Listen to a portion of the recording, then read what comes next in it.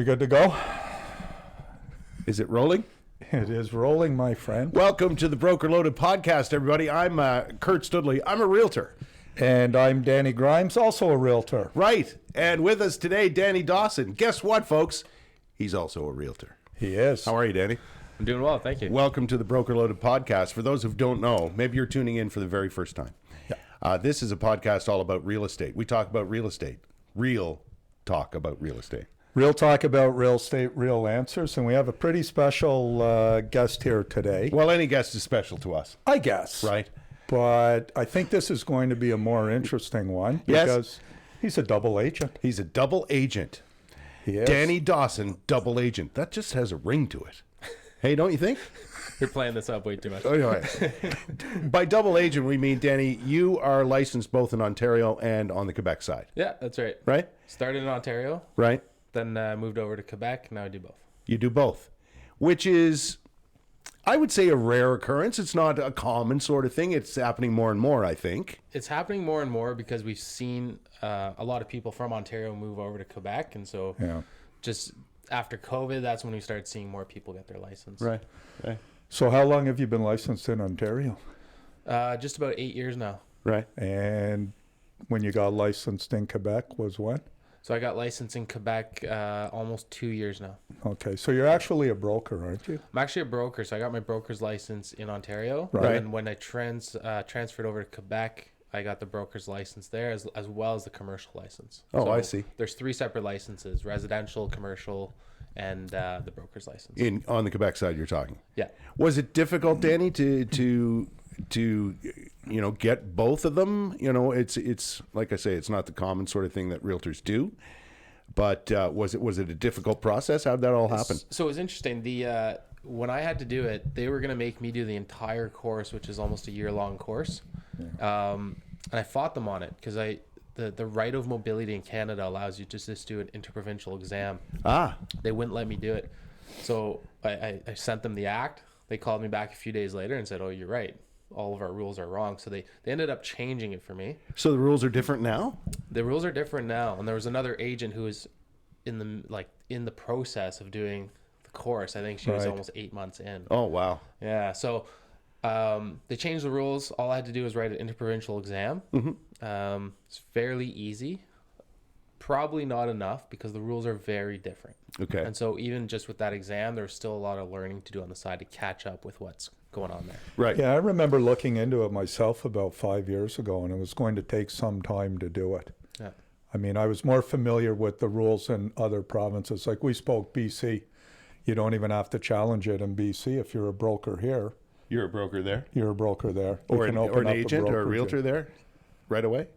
Well, in Quebec, as long as you do the exam now, Yeah. you can then transfer your license over Huh. Yeah. or get a new license. Wow. Yeah. So did you see an increase in your business, or how long did it take you to set up your business on the Quebec side? So I had a full-time assistant over in Ontario, Right. and I had one buyer's agent. When I went over to Quebec, it was all myself, and I didn't have a team set up yet. The first 2 months, I worked like crazy. I had way too many leads.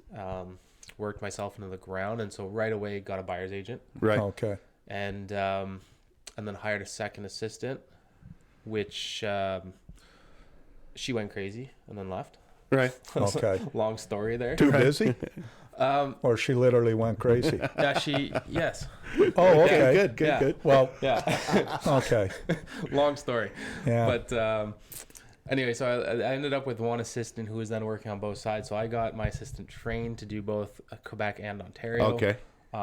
Had the team set up with one buyer's agent in Quebec, one in Ontario.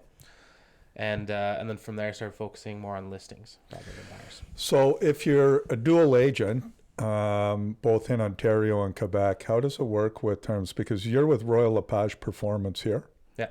Who are you with? I'm with Royal Lepage Valley du Taouais. So you can technically go work for 2 separate brokerages. Okay. That You can, eh? Yeah. And I pay, even though it's Royal Lepage, you still pay the brokerage fees on both sides. Of Separately. course. Separately. Okay, so it's times 2. Exactly. Okay. Yeah. Yeah. Because they're independent. All right, right. But was it more beneficial to you to go to another Royal Lepage on the Quebec side? For me, it was just the consistency with marketing and branding. Right. Yeah. And it was also, True. I love Royal Lepage. I love everything they do for me. So it just worked well for me. Nice. Yeah.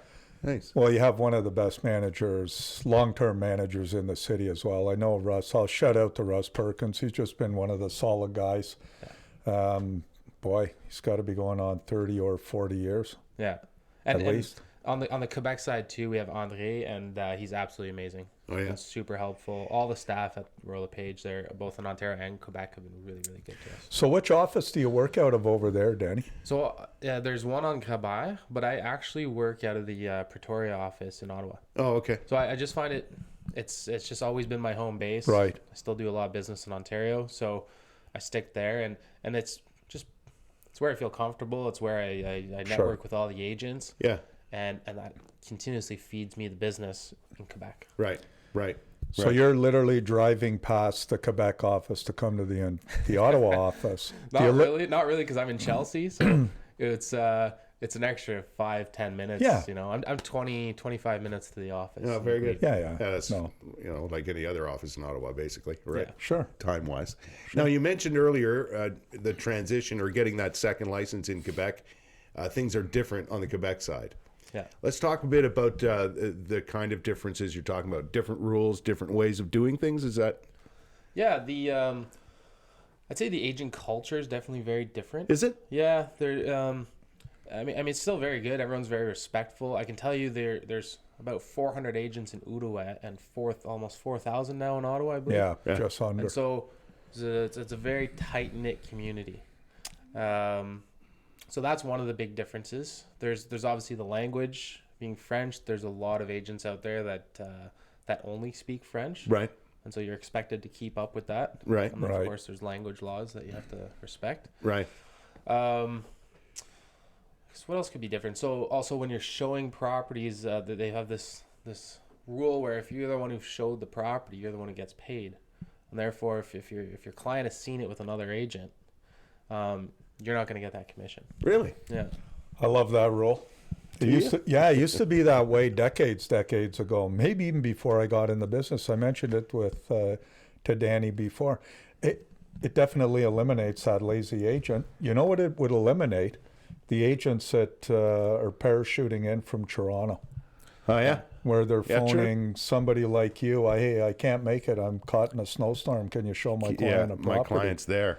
There's no referral to be worked out in Quebec unless both agents, I assume, agree to it. But We have the same problem though with Montreal agents Sure. coming in. Oh, is that right? does that Yeah. extend to open houses? I've always wondered that. No, I don't. No, think of it does, course, yeah. I don't think it would. That's Yeah. just common sense. Yeah. Yeah, and the rules have been changing now, where they have these new. It's almost like buyer representation documents that you get clients to sign up in advance, just like we do here in Ontario. Right. It's common practice. Right. They're pushing that now.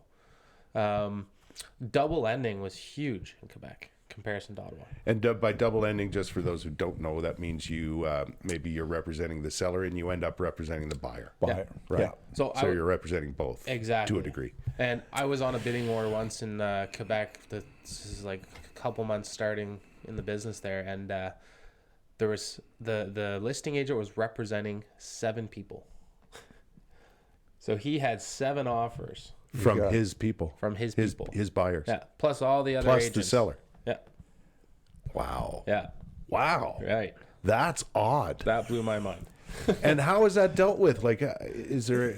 Well, I'd almost say there's probably less things that can go wrong in that case because he's not biased to one person. Or No, at he's least got you'd too hope many to be... Yeah. That's a good point. too many Yeah. to be biased. Yeah.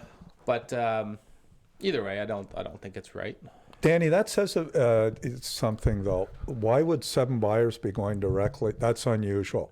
7 buyers go directly to the listing realtor. There's I could see that in cottage property because the properties that I've been involved with over there, Yeah.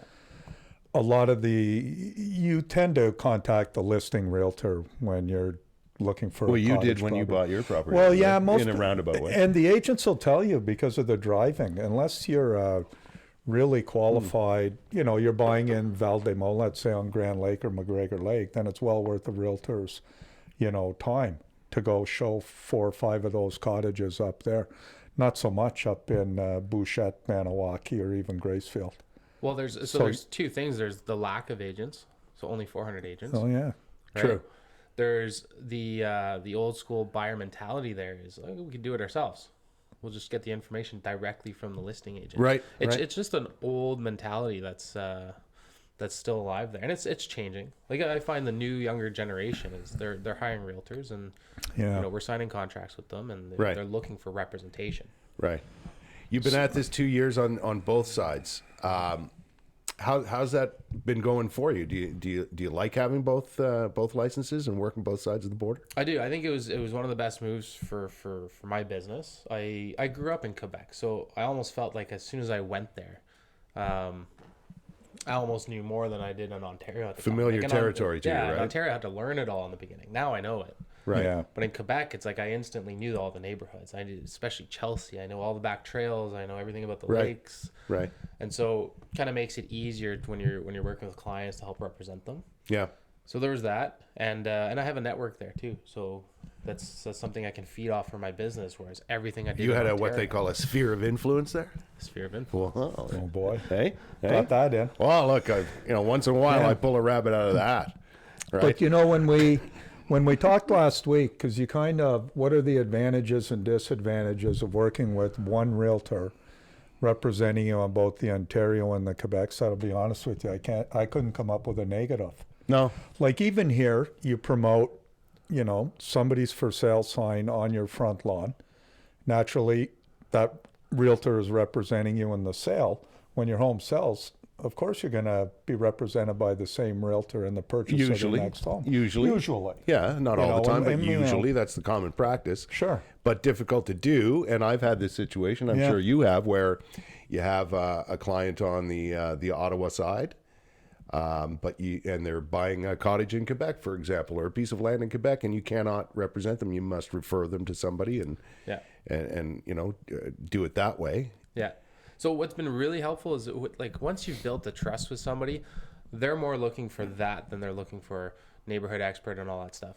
But if I will never go into a neighborhood or an area that I don't know, if it's too far and if I don't want to go that far, if I don't know it well enough, I'll still refer them out. Right. So I'm only taking on business in areas that I know I'm comfortable with, which is most of the greater area of Gatineau, Quebec.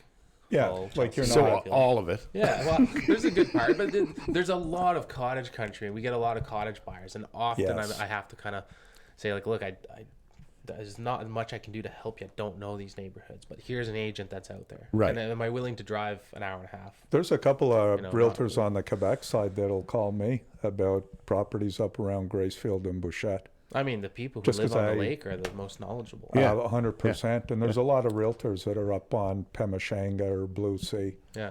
So they know the area as well. But I find it works well for especially out-of-town clients who, like military and stuff, who are coming here and they're not sure the differences between the two. So I specialize in understanding the healthcare, the schooling system, the taxes. I live there and work in Ontario. So there's all these complexities and fears that buyers have.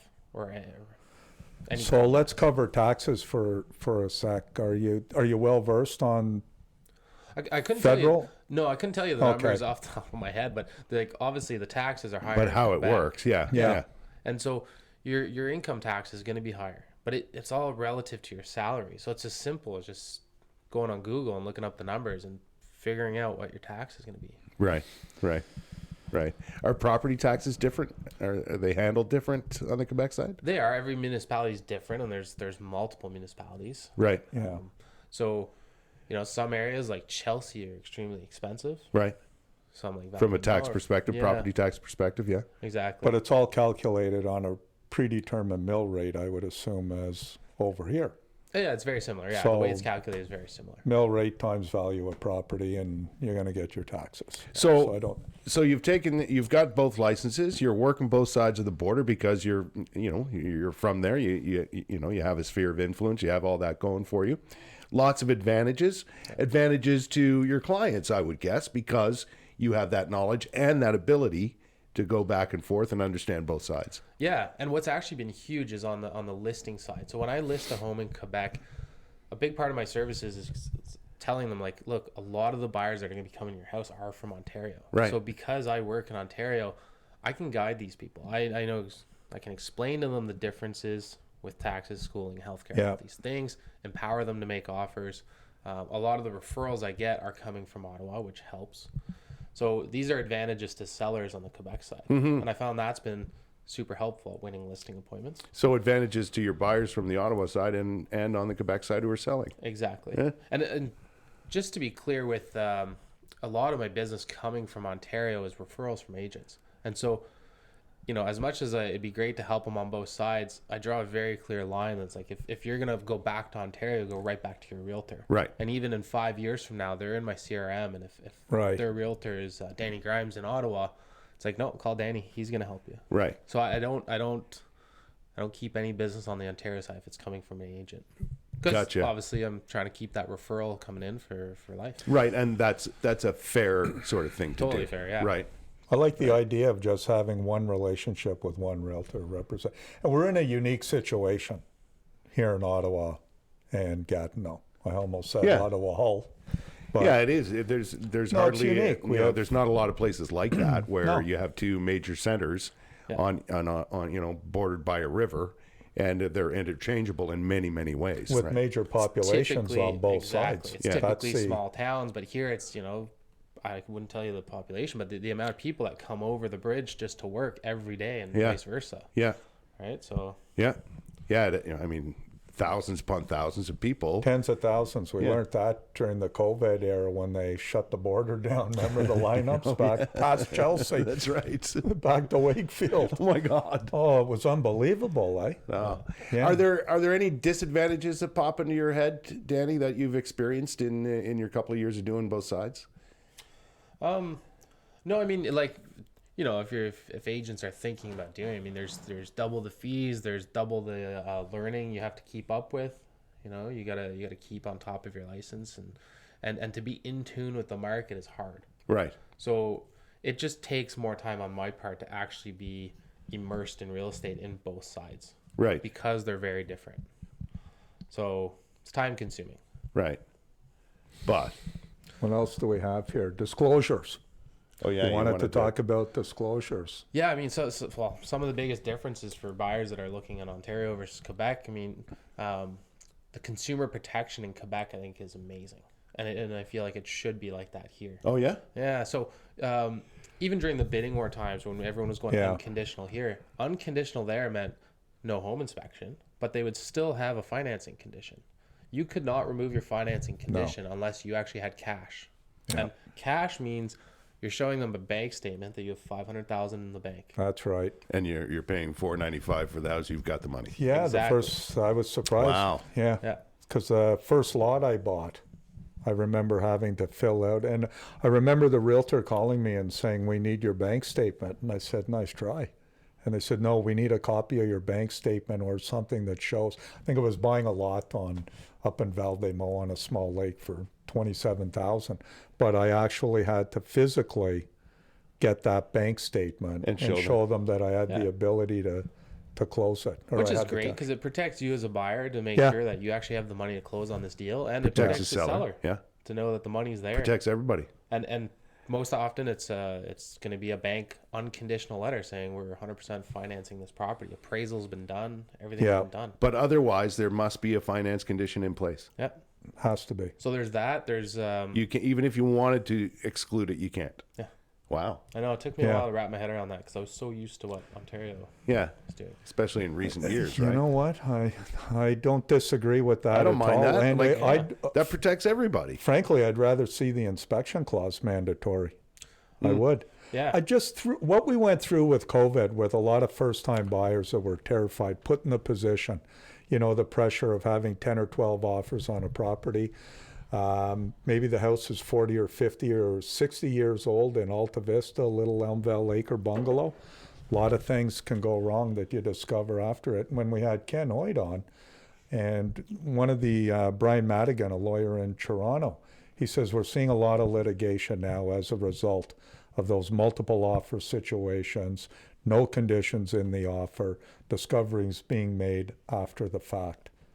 They're So all coming to fruition. This is where in Quebec you have a seller's declaration, which is like what we used to have in Ontario, the SPIS. SPIS. Yeah. And it's a list of questions of, have you had water leaks? Is there mice in the house? Is the Yeah. water brown? Like, hundreds of questions about the property, and you're supposed to answer truthfully. But if you walk in there the day after you take possession, or even a year later, and the roof's leaking, well, it's the seller's fault. So you go back to the seller, you say, look, roof's leaking, fix it. What? So, Come on. How long after? you have up to 2 years to claim. So that's called the vis cachet. So it's not in Ontario you have to disclose a material latent defect, right? Right. If you can't see it, well, if you see it, you don't have to disclose it, Right. right? But if you know about it, you got to disclose it. Right. 100%. Latent defects. Yeah. Right. In Yeah. Quebec, if you don't know about it, you're still responsible. It's your house. It's your job to know that something's broken. Oh. Yeah. That's a big difference. And this, like, Well- there's people who have lawsuits that go back to the original builder where he didn't install the drain properly. I've heard that, yeah. And so, You know, a lot of things can go wrong, though. Like a new homeowner in that first 2-year period can go up onto a low slope shingle roof to remove the snow and cause the damage himself. So does this result in a court case, or is it just mediation? You go to a mediator and go, well, my roof leaked. Well, it wasn't leaking when I lived there. yeah. What have you done to the roof since? Have you gone up on the roof to remove snow since you took possession? So the Do these things process- come into play? It sure does. Like, the process is you have to notify them in writing. Okay. And then there's obviously between the two parties, you can figure out if you want to pay for it or not. And from there, if you're not going to, well, then you can get a lawyer involved or go to small claims court. Okay. But Yeah. sellers have a full understanding that this can happen in Quebec? They do. They're like, when you're explaining the rules to them, Right. you're selling, they need to know these things for Okay. sure. Right. Right. But oftentimes they don't. They don't And, understand and it. buyers oftentimes don't understand. So there's a No, lot of of things course. that go, that they're not going to fight on. But there's people who take advantage of this rule. The ones who know the rules will take advantage of it. Yeah, I bet. And that's tough on the sellers. Like an old seller who didn't know his roof was leaking gets taken advantage of. Right. So Yeah. it's kind of I don't know.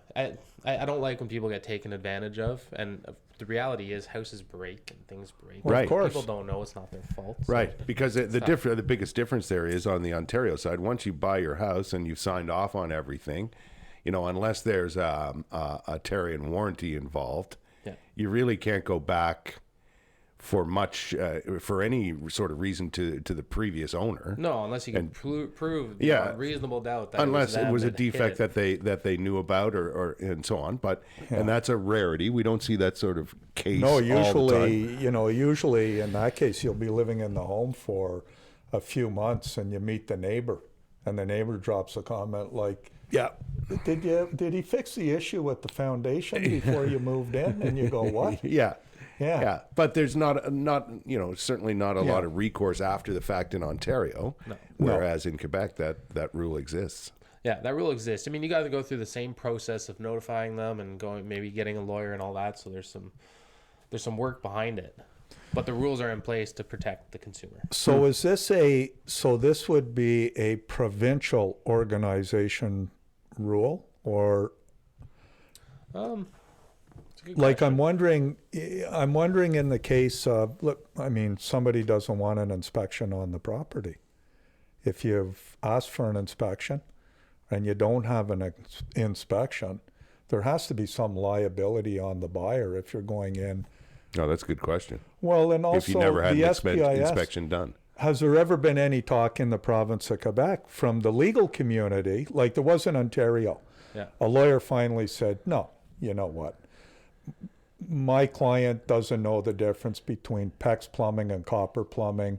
You can't expect an owner of a home to know all of the electrical components of the home. right? Okay. So I would think somebody, a lawyer or notary in Quebec, would just say, no, this isn't right. And why the legal community hasn't challenged something like that. They should. Yeah. I mean, Kurt, you move into a home. Yeah, You've been living in the home for 18 months and now you have a trickle. Yeah. You still Is that can the go fault back. of the previous owner? I don't, you Right? know. Yeah, it's a hard one to swallow. Yeah, I'm having trouble 18 months wrapping my later. head around that. Yeah, that's the last call you want to get. Yeah, my garage door opener doesn't work. What? Like what falls, change the battery. So anyway, well, that's Quebec. It's there to protect the consumer, though, at the end of the day. There's got to be some common sense. Let's talk about the difference in markets. Okay, so from most people's perspective, it's a pretty steady market here in Ottawa. We have our own sort of market. Is there an individual sort of market on the Quebec side in the Gatineau area? Individual as in Is it different? Like, does it have its own sort of nuances, its own sort of characteristics? Is it a balanced market now? Yeah, so right now it's fairly balanced. I'd say it's Okay. very similar to Ottawa. During the COVID period, or just when we saw the bidding wars in Ottawa, same thing happened on the Quebec side. Okay, I think they were a little bit late to the game, right. It happened a little later, yeah. but their appreciation was actually higher than ours at the time. Oh, really? Yeah, and that's because prices were drastically low. I bought my first house there when I was 20, and the first 8 years I saw next to no appreciation. While in Ottawa, Yeah. I probably would have made 100,000. For sure. Bought his first house at 20. Yeah. That's good thinking. Hey, wish I'd done that. I worked 4 jobs to do it. but Yeah, you got it done. Yeah. Yeah. So I think in the past, Quebec has been very. There seems to be more density. Like within 10 minutes to downtown. I mean, there's still farm fields. Right. They're flattening out, and you go to Plateau, and they're not just building semis and singles. They're building multiple condos. So that's something that you don't have in proximity to downtown here. No. Like people are going way further out for that now. Is there more space in the Gatineau area for that to happen? There is. Oh my gosh. There's still lots Yeah. of land available. I mean, that being said, housing has to keep up with it. Yeah, which is difficult to do. Yeah. You but can't build them fast enough, right? Exactly. And Well, Chelsea's the Hendrick farm. yeah. Well, Chelsea's unique in its own way Yeah. because Chelsea's got a lot of other problems. So they recently had all these developments, but Yeah. there's still a lack of housing in Chelsea for the amount of demand there is. Sure there is. It's you're sandwiched between a highway, Yeah. or sorry, call it the highway in the Gatineau Park and the river, and so there's very little land available. There's no traffic getting to downtown from Chelsea, so it's highly desirable. Everybody wants to be there because of the park, because of the lack of traffic. It's a cute little town. But development-wise, I mean, they have a sewage plant there, and they can't keep up. They can barely With the demand on the plant. exactly. Currently, right now, they're having trouble keeping up. They're shutting the water off half the time, just to clean the filters, and so they're stalling any new development. Even if the zoning allows for it right now, it's stalled because They don't have the infrastructure. the infrastructure is not keeping up. Would you consider Gatineau to be like a hot market? Is it a desirable destination for people who want to live in this area? It is. When you say Gatineau, I mean like Gatineau encompasses Hull, Gatineau, and Elmer. I would say Hull and Elmer are more desirable for the typical Ottawa buyer. Okay. Yeah. Gatineau itself, which is the East End, not as desirable for the Ottawa buyer, but Definitely cheaper, not. and you get a lot of traffic. Yeah. Yeah. But yeah, very desirable because the prices in there. I mean, Prices are different. You could be 10 minutes from downtown Ottawa at half the cost, whereas let's say half the cost of what you'd have to pay to live in Barhaven. So the Hendrick farm, what's a town go for in the Hendrick farm area? I mean, 800,000, but that's like That's a heck of a town. Is that a townhome or a semi?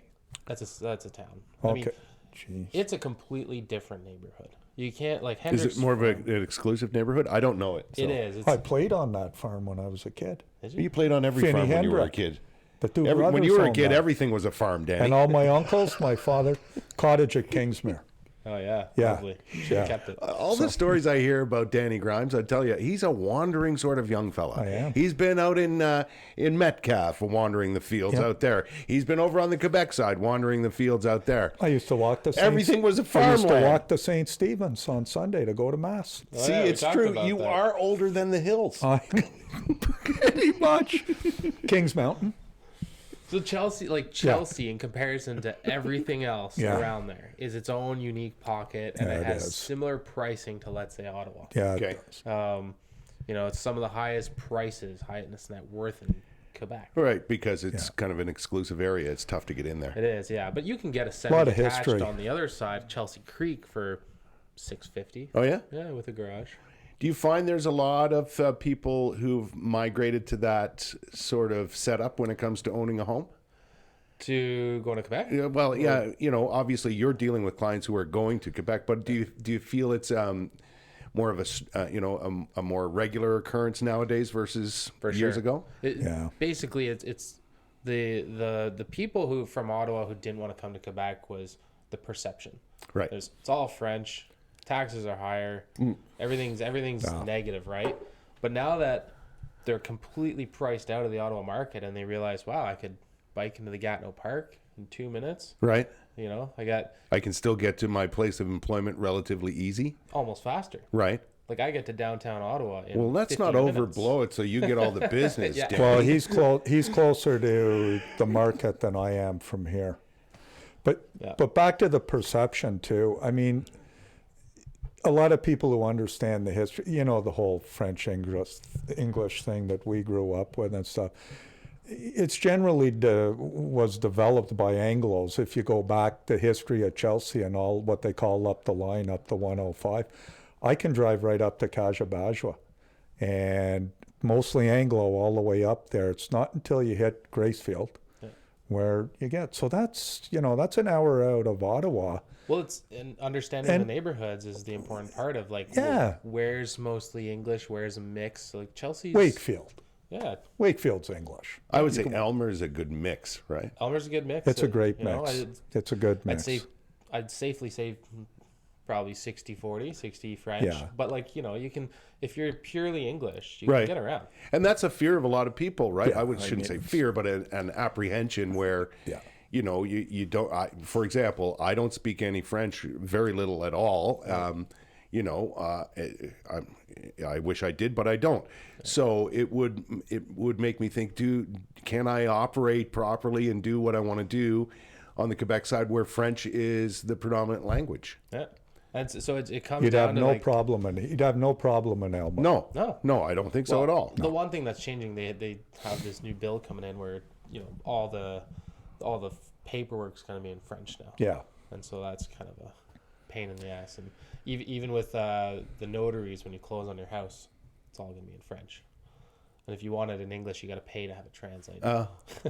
So there's these little things, but like, does it really matter? I mean, once you get the house, you know. No, it doesn't matter in the end. And, you know, certainly you can get it translated or somebody could, you know, explain it to you. Yeah, exactly. But day to day, like when you're living, you go to the grocery store, everything's fine. Everything seems normal. And once you live there, you'll realize all these perceptions that just don't really exist. Right. Well, back in the day, again. We're back to the farmland? Yeah, no. I never had a problem. I never had a problem crossing the bridge at 1 a.m. when the bars closed down here, and continuing on until 3 o'clock in the morning. I did that when I first got French here. and English didn't matter back then. No, You're from Montreal? Yeah. So that's Kim Faithful, our off-camera guest today. We had Pina. Someone, you know, legal department over there. Yeah. Just in case. That's interesting because there is a perception, or has been at least. Yeah. And I think that's waning over time. Like, you know, more and more people, like you say, are thinking, okay, this is a good option for me. Yeah. You know, I'm English. Can I do what I want? Can I live the way I want to live on the Quebec side? Yes, you can. And there's a lifestyle aspect to it. Right. So there's certain things you can get on the Quebec side that you just can't get in Ottawa. There he goes, pumping it up again. And well, that's why I live in Chelsea. Are we talking about real estate? Yes. Okay. He's taking all our business from the podcast right now, right under our noses. I'd have, listen, happening. If I was selling my home and buying in Quebec, this is never going to make it to the airwaves. I'd have a tough time not calling them, to be quite frank. I just don't. I think it's to bring it back to the service you provide. I think it's a big advantage, big advantage, Danny, to have somebody like you it's not a lengthy career yet. in real estate, but you have proven to be very successful. You're solid with Royal Lepage. Was Royal your first brokerage? Yeah, Royal's my first brokerage. I stuck there. I started off from nothing with no referral business in my first 2 years. It was all just calling Kijiji ads and agents giving me rentals, that kind of stuff. Right. Okay. Working your way through it. Working Through it. Yeah. 8 or 9 hours Yeah. a day. That's what you got to do. You know. Right. And That's he's what you got with, to do. we're pumping Royal, or are we pumping Danny Dawson? Yeah. Danny Dawson from Royal Lepage. Have you met Russ Perkins? No, I think I have. I'm not sure though. Nice guy. Great guy. Hey, you laughing at Russ? No. This episode of the Broker Loaded Podcast All brought about to you real by estate. Royal Lepage. Yeah.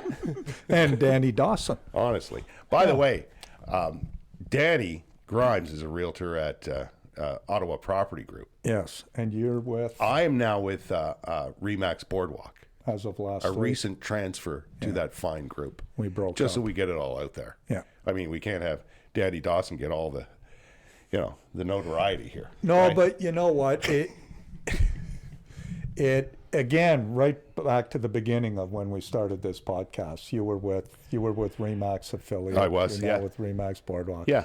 I was with a small independent brokerage, Yeah. still am, and we never really promoted or advertised ourselves because the purpose of this podcast was to inform the public. And as you well know, no matter what brokerage you're with, what company you're with, it's the service you provide. Yeah. It's your relationship with people that matters most to you, right? That's in it. the end, you're comfortable at Royal Lepage and have been for your entire career.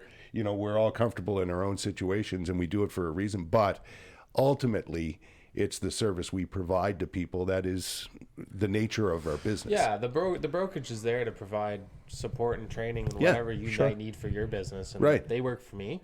And but all my business comes by referral. So Right. it comes from my sphere of influence Yeah. and what I've been doing. Right. We're called independent contractors for a reason, right? We're doing our thing under the umbrella of a company that helps us do what we want to do, and we help them. Yeah. That's the way that works. Yeah, the perception. I like the fact that we have. Like, I'm sitting here with a very small brokerage, the Ottawa Property Group. And I'm next to a Remax guy and a Royal guy. Right. So, It's all good. it's all good. Yeah. That's good. Yeah. Listen, We don't shy away from. it's very interesting, the topic we discussed today. Yeah. And I think, I know you're seeing more and more realtors kind of do this because the opportunity it's not for everybody. Yeah. Right? But the opportunity is there to work both sides of the border, and what you do with it is up to you. But you seem to gotten quite comfortable with it, and it's a good option for people who want to do some cross-border shopping, right? Yeah, absolutely. And it's like I said, it's not for everybody. Like I lived there, I grew up there, so Right. it made sense for me. Yeah. Yeah. And taking the services that I learned in Ontario and bringing them over to Quebec because business is done a little bit differently there. Right. I think that's been an advantage. Right. Yeah. It's pretty cool. Well, and Cree, I'll setup, though. tell you too. You better know your market. Like, I mean, they've been since you got in the business, they really force the fact, and that's why we now, years ago we have the residential as well as the commercial course that you have to take. I mean, you will be held accountable. Yeah. So if you're a realtor out there who wants to consider the Quebec market, you better know something about the Quebec market. And you got to keep up with the rules, and you got to keep up with the training that the OSIC has, Yeah. which is like the RICO of Quebec. Yeah. Okay. Well, I mean, lot of work. that's why we were having fun with double agent, but it's double the work, double the education, double everything for you, and you have to be able to not only manage that but be willing to do that, right? Exactly. Yeah. Just one more question or one more. Oh. DeProprio. I should have brought this up earlier.